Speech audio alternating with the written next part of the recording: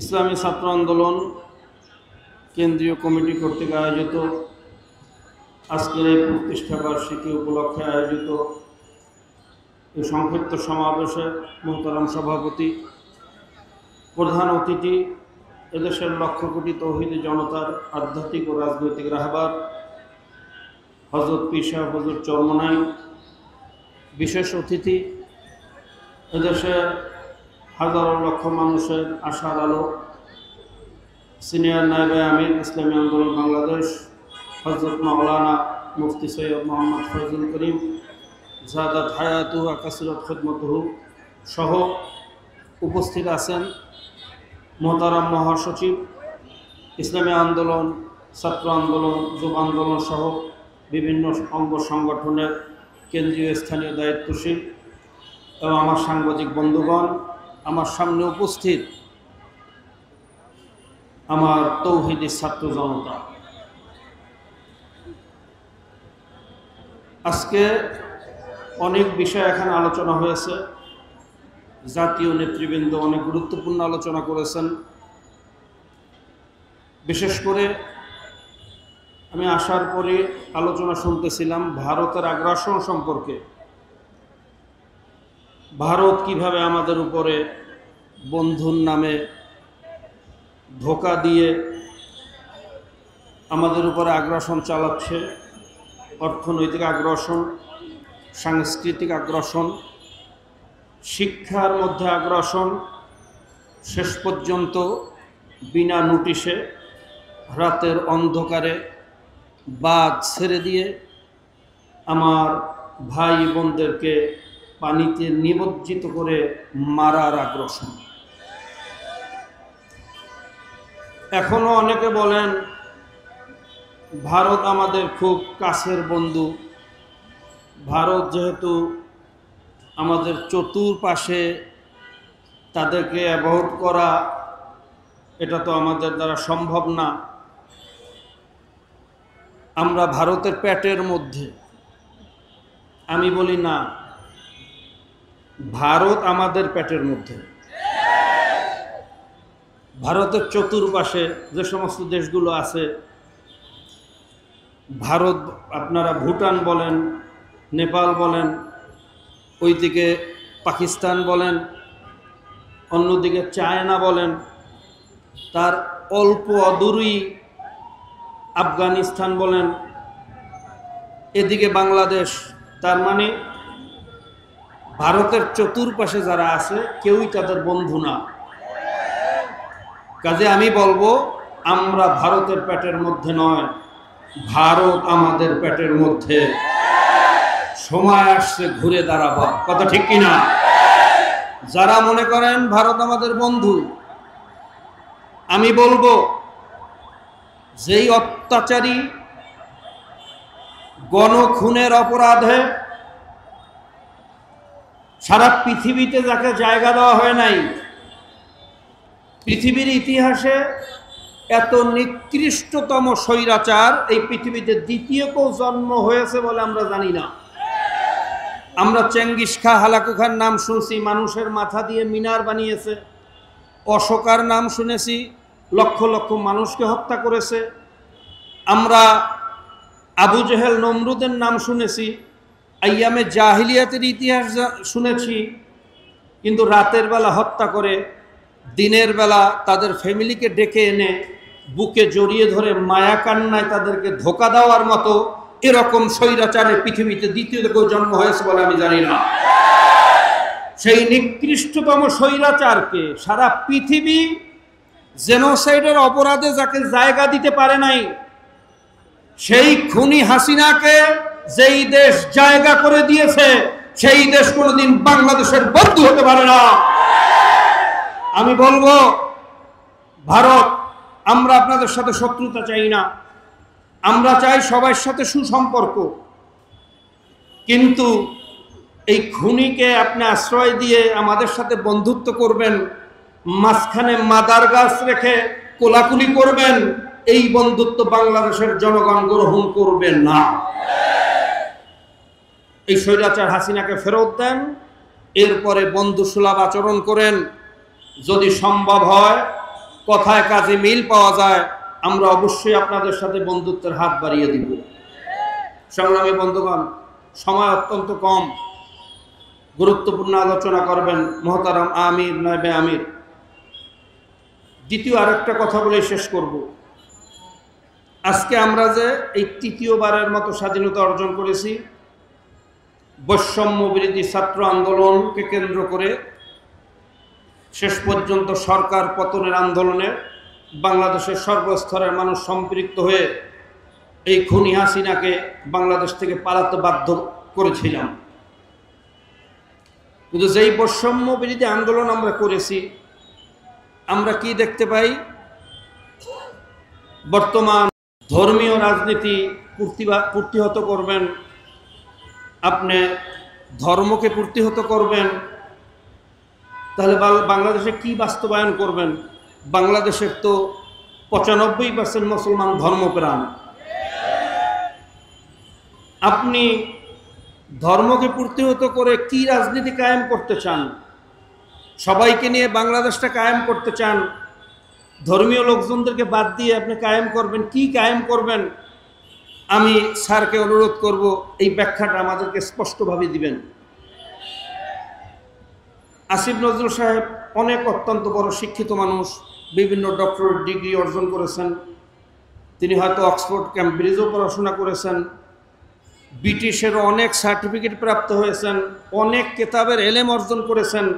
আমি বলবো অনেক কেতাবের এলেম অর্জন করেছেন, অনেক কেতাব পড়েছেন, কিন্তু আপনি এখনো বোধের কেতাব পড়েন নাই। আপনার বোধের অভাব আছে। আপনি সব গর্তে হাত দিবেন না। সব গর্তে মাছ থাকে না, কোনো কোনো গর্তে সাপও থাকে।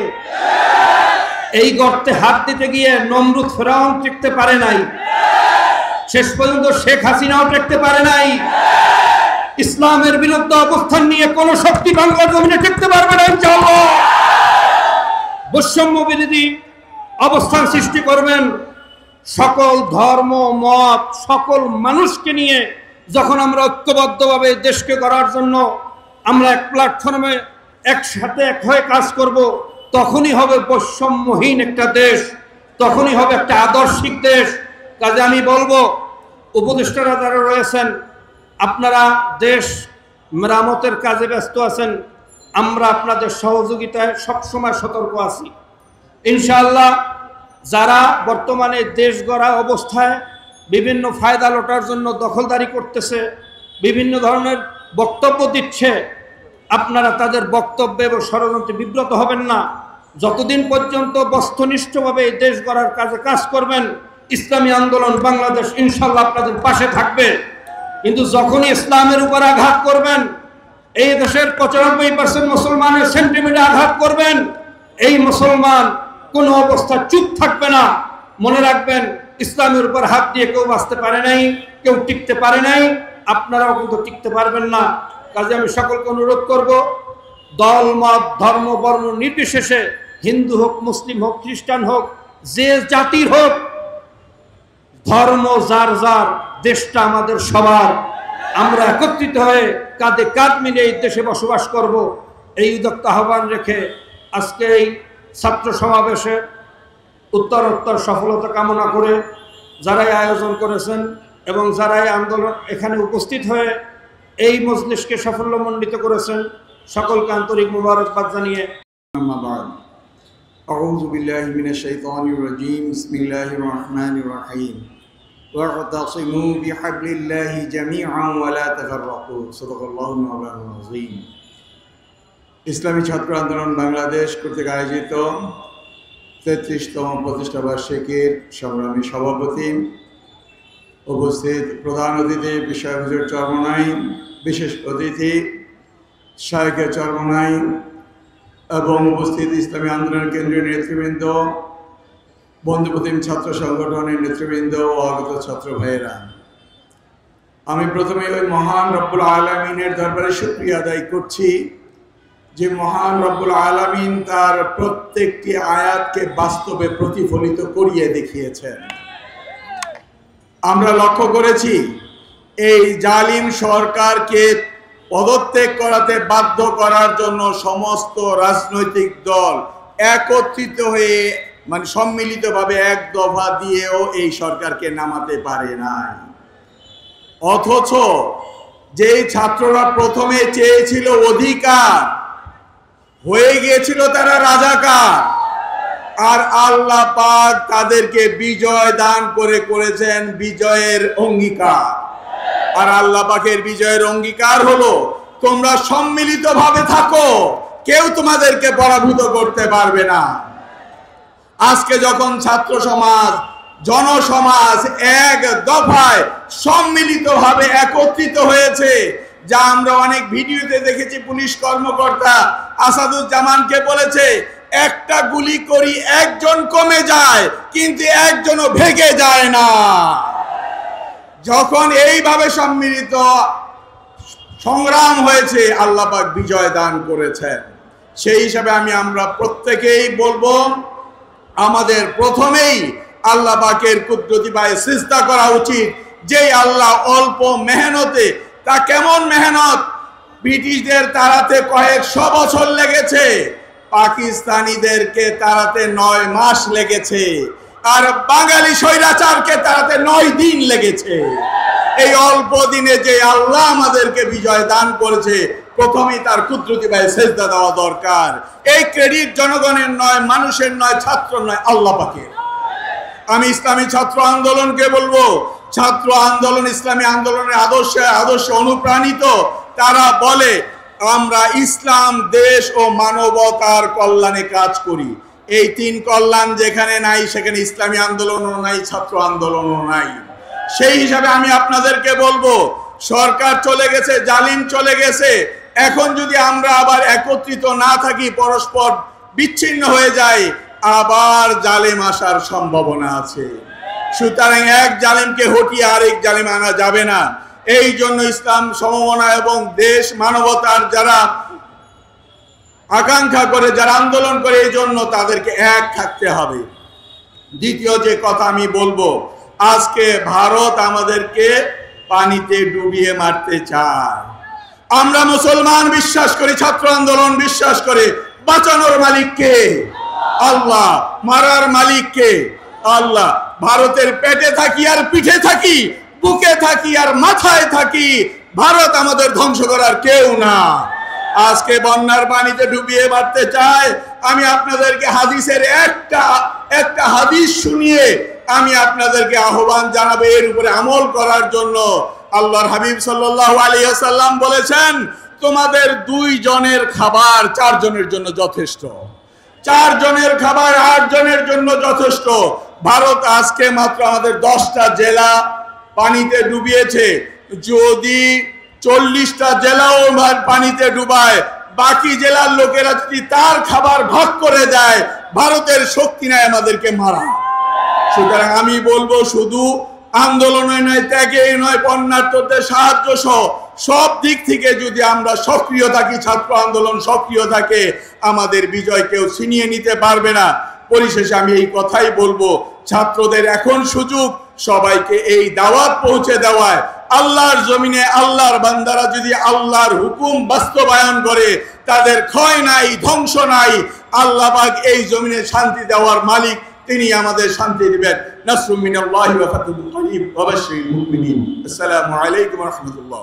ভারতীয় পানি আন্দোলনের প্রতিবাদ ও স্বৈরাচার বিরোধী আন্দোলনের গণহত্যার বিচারের দাবিতে আজকের ঐতিহাসিক ছাত্র সমাবেশে এ পর্যায়ে বক্তব্য রাখছেন ইসলামী আন্দোলন বাংলাদেশের সংগ্রামী মহাসচিব, জননেতা অধ্যক্ষ হাফেজ মাওলানা নুরুল আহমদ। বক্তব্য রাখছেন অধ্যক্ষ হাফেজ মাওলানা নুরুল আহমদ।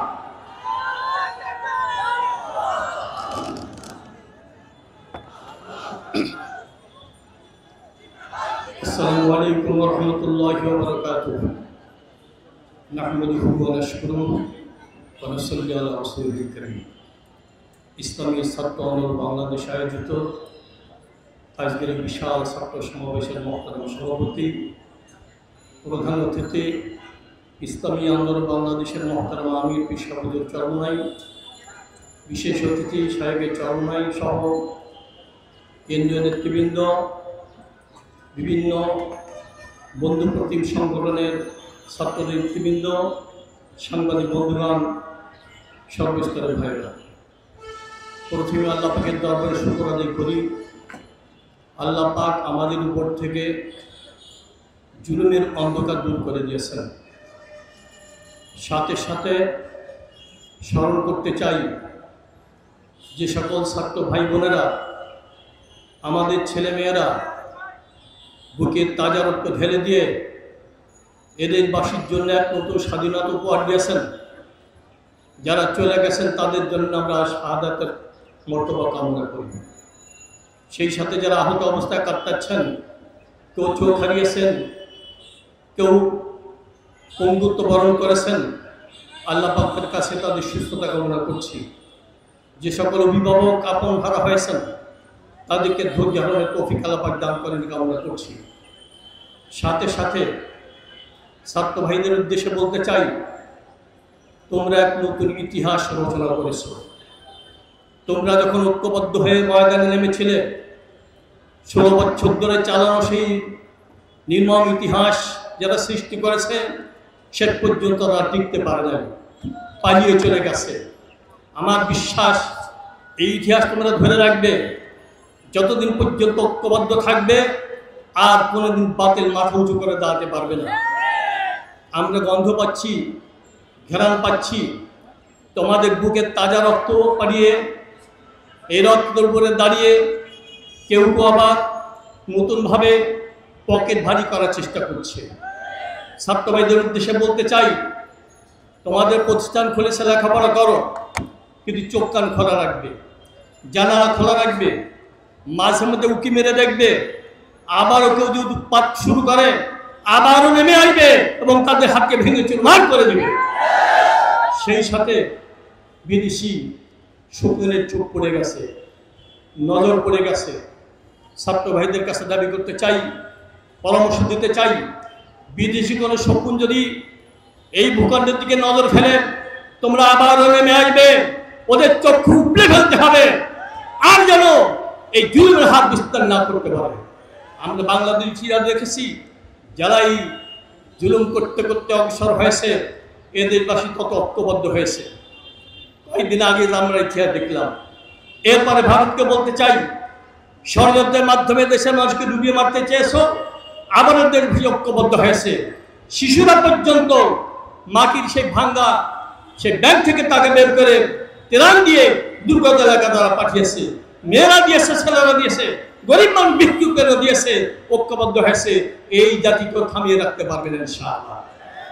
অন্তর্বর্তীকালীন সরকারকে বলতে চাই, এদেশে অনেক সরকার এসেছে, শুরু করেছিল সুনামের সাথে, দুর্নাম নিয়ে ভেঙে চলে গেছে। আমরা ভিন্নতা দেখতে চাই। সুনামের সাথে শুরু করেছে, আপনার দুর্নাম নিয়ে ভেঙে যাবে, এটা আমরা চাই না। ইসলামের বাংলাদেশ আপনাদের সাথে থাকবে যতদিন পর্যন্ত মানুষের অধিকার প্রতিষ্ঠা করবার জন্য চেষ্টা করবেন এবং এদের সংস্কারের চেষ্টা করবেন, ইসলামী আলো বাংলাদেশ আপনাদের পাশে থাকবে ইনশাআল্লাহ। আর যদি ব্যতিক্রম করেন, আবার সেই ইতিহাস আপনাদের জন্য বহন করা লাগবে। আর আরেকটা দাবি করতে চাই, এই গত অধিকার আদায়ের সংগ্রামে যারা গুম করেছে, খুন করেছে, এদেশের মানুষকে হত্যা করেছে, অবশ্যই তাদের বিচার যথাযথ করতে হবে। বিশেষ করে 16 বছর ধরে যারা গুমের শিকার হয়েছে, খুনের শিকার হয়েছে, আহত হয়েছে, পঙ্গুত্ব বরণ করেছে, তাদের যথাযথ তাদের পরিবারকে ক্ষতিপূরণ দিতে হবে। সাথে সাথে এই 16 বছর ধরে যত দুর্নীতিবাজ, যারা টাকা পাচারকারী, যত টাকা পাচার করেছে দেশে আনবার ব্যবস্থা করতে হবে এবং তাদের বিচার করতে হবে। শুধু তাই না, সরকারে যারা ছিল তাদের সম্পত্তির হিসাব দিতে হবে। সেই সাথে নির্বাচনের নামে যে প্রহসন চালিয়েছে গত সরকার, এই প্রহসন আমরা দেখতে চাই না। আমরা দাবি করেছি পিআর সিস্টেমে নির্বাচন দিতে হবে। সাথে সাথে শিক্ষা সিলেবাসের মাধ্যমে আমাদের ভবিষ্যৎ প্রজন্মকে যেভাবে নাস্তিক বানানোর পায়তারা করা ছিল, এইটা বিষয়ে আমরা দাবি করতে চাই। এই শিক্ষা কমিশনকে বাতিল ঘোষণা করতে হবে এবং নতুন কমিশন গঠন করতে হবে। বিশেষ করে যারা বুদ্ধিজীবী রয়েছেন, শিক্ষাবিদ রয়েছেন, সেই সাথে দেশের বিজ্ঞ ওলামা একরামকে নিয়ে নতুনভাবে শিক্ষা কমিশন আপনারা গঠন করবেন। সর্বশেষ দাবি করতে চাই, এদেশে যারা আবার নতুন করে ফেতনা বাঁধানোর চেষ্টা করতেছেন তাদের বিষয়ে আপনারা নজর রাখেন। ইসলামী বাংলাদেশ, ইসলামী ছাত্র বাংলাদেশ আপনাদের পাশে থাকবে, সহযোগিতা করবে। আমরা চাই দেশটা সুন্দর থাকুক, ভালো চলুক, দেশের মানুষ নিরাপত্তা পাক, অধিকার নিয়ে বাঁচুক, এটি আমরা চাই। সবাইকে ধন্যবাদ জানিয়ে আমার সংক্ষিপ্ত আলোচনা শেষ করছি। আসসালামু আলাইকুম। সংগ্রামী সাথী ও বন্ধুগণ, ভারতীয় পানি আগ্রাসনের প্রতিবাদ ও স্বৈরাচার বিরোধী আন্দোলনের গণহত্যার বিচারের দাবিতে ঐতিহাসিক শাহবাগ চত্বরে আজকের ছাত্র সমাবেশে এ পর্যায়ে বক্তব্য রাখছেন ইসলামী আন্দোলন বাংলাদেশের সংগ্রামী সিনিয়র নায়েব আমির, এদেশের লক্ষ ছাত্র জনতা রাস্তাবাদের নেতা, বৈষম্য বিরোধী ছাত্র আন্দোলনের অন্যতম অভিভাবক, যিনি পল্টন শাহবাগ ছাত্র জনতার কাতারকে একাকার করেছিলেন, মুফতি সৈয়দ মোহাম্মদ ফয়জুল করিম শাইখ চরমনাই হাফিজাহুল্লাহ। বক্তব্য রাখছেন মুফতি সৈয়দ মোহাম্মদ ফয়জুল করিম শাইখ চরমনাই হাফিজাহুল্লাহ। নারে তাকবীর, আল্লাহু আকবার, নারে তাকবীর, আল্লাহু আকবার। ছাত্র বাংলাদেশ জিন্দাবাদ, জিন্দাবাদ, জিন্দাবাদ, জিন্দাবাদ। ছাত্র বাংলাদেশ আজকের সমাবেশ সফল হোক, সফল হোক। নারে তাকবীর।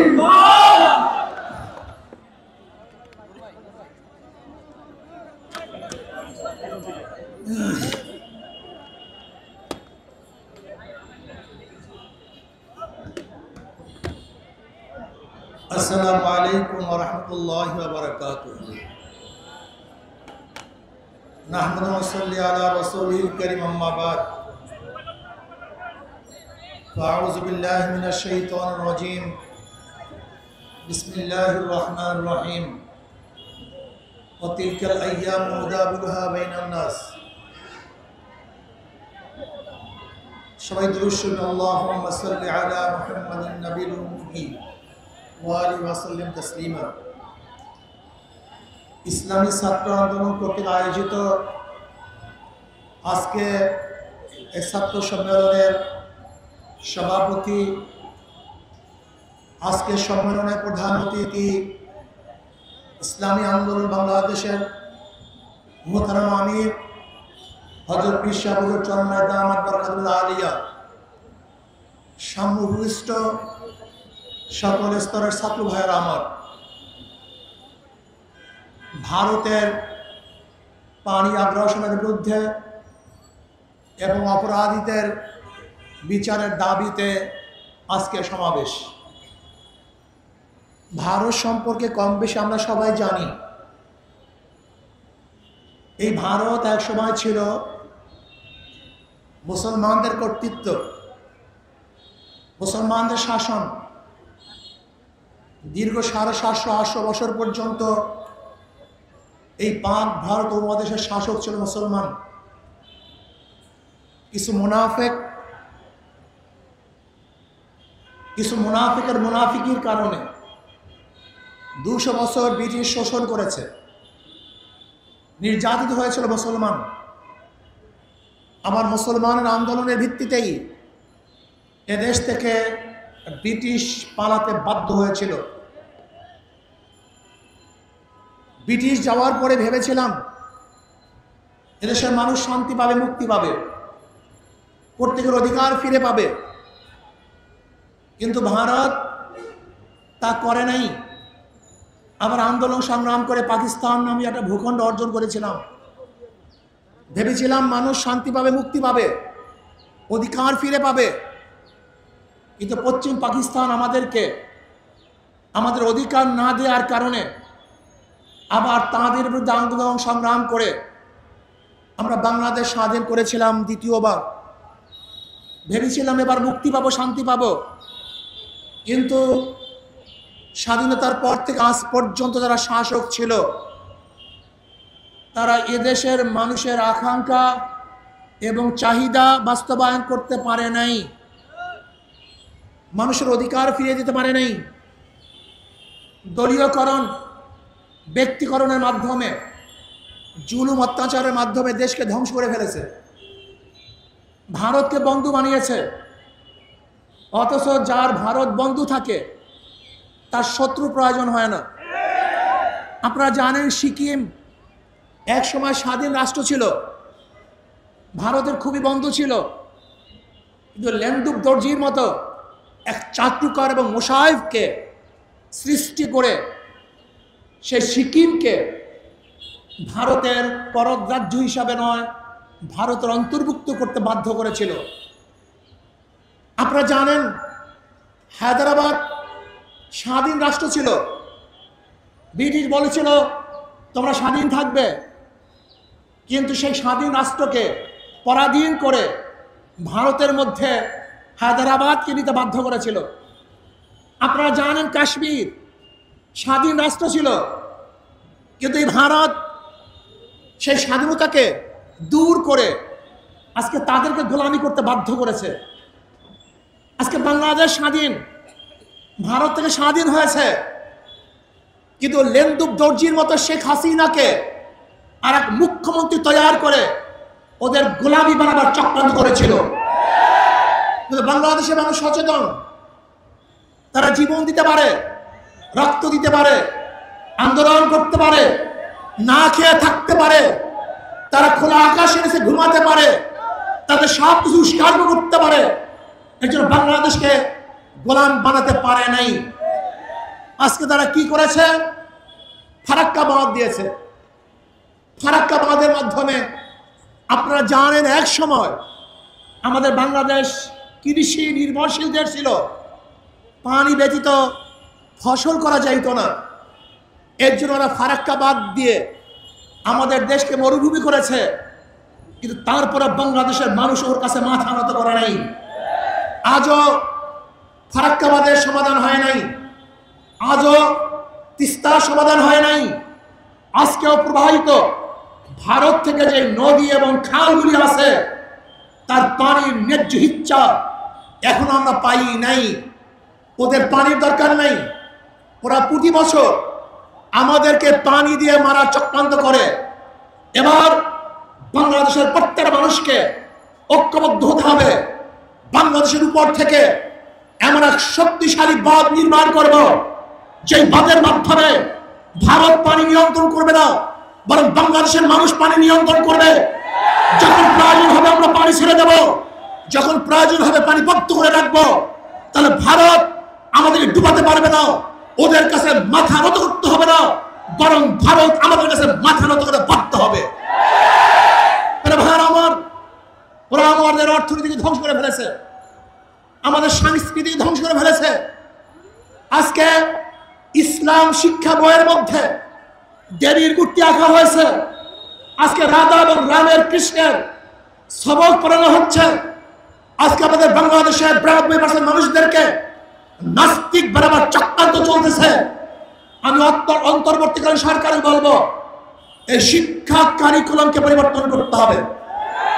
বাংলাদেশের 92% মানুষের আশা এবং আকাঙ্ক্ষা অনুযায়ী, বৃহত্তর মুসলিম এই সংখ্যাগরিষ্ঠ মানুষের আশা এবং আকাঙ্ক্ষা অনুযায়ী সিলেবাস তৈরি করতে হবে। আমি বলবো, কবির চৌধুরী স্বঘোষিত নাস্তিককে নিয়ে যে শিক্ষা কমিশন গঠন করা হয়েছিল 2010 সালে, সেই শিক্ষা কমিশন পরিবর্তন করে আলেম ওলামা জ্ঞানী মানুষের মাধ্যমে শিক্ষা কমিশন গঠন করে এদেশের মানুষ, এদেশের মুসলমান, এদেশের ধর্মীয় মানুষ, হিন্দু ধর্ম, খ্রিস্টান, বৌদ্ধ সমস্ত মানুষের আশা এবং আকাঙ্ক্ষা অনুযায়ী সিলেবাস সাজাতে হবে। কোন অবস্থাতেই 92% মুসলমানদেরকে বাদ দিয়ে বাংলাদেশের মানুষ কোন সিলেবাস চায় না, হতে পারে না, হবে না।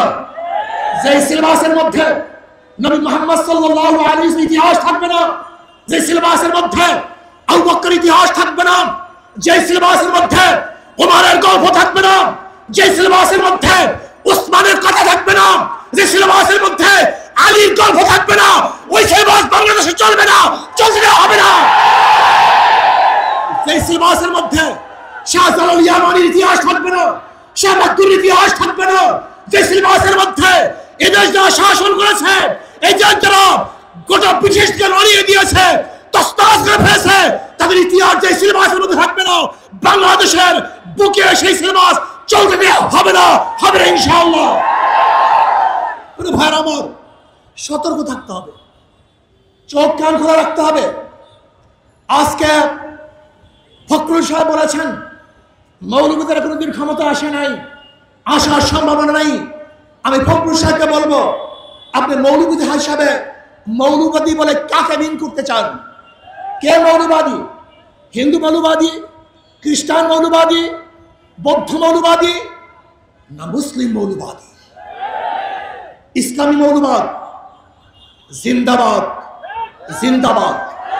ইসলামী মৌলবাদ জিন্দাবাদ, জিন্দাবাদ। ইসলামী মৌলবাদ জিন্দাবাদ, জিন্দাবাদ। আমরা ইসলামী মৌলবাদে বিশ্বাসী। আমি মুসলমান, আমার মূল ঠিক আছে, আমি মূলকে বাদ দিয়ে রাজনীতি করতে পারি না।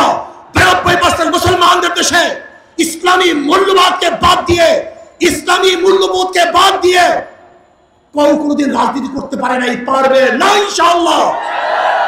কাজী আপনি যে স্বপ্ন দেখাচ্ছেন মৌলবাদীরা ক্ষমতা আসবে না, আসে নাই, সম্ভাবনা নাই। আর আমি উল্টো দেখছি, ইনশাআল্লাহ আগামী বাংলাদেশ ইসলামী মৌলবাদীদের বাংলাদেশ।